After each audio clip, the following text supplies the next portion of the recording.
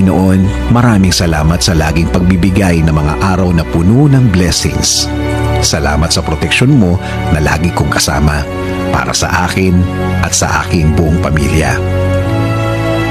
Thanks for your provision, your guidance, and protection. Thank you also, God, for your faithfulness and love for us, Lord.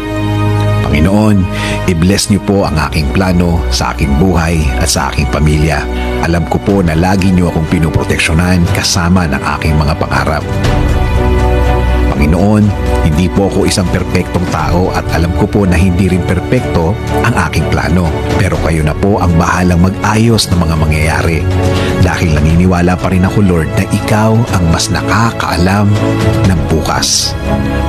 Alam ko po, Lord, na marami pa akong dadaanan para matupad ang aking plano sa aking buhay. Pero alam ko po na bibigyan niyo po ako at ang aking plano sa buhay ng tamang direksyon.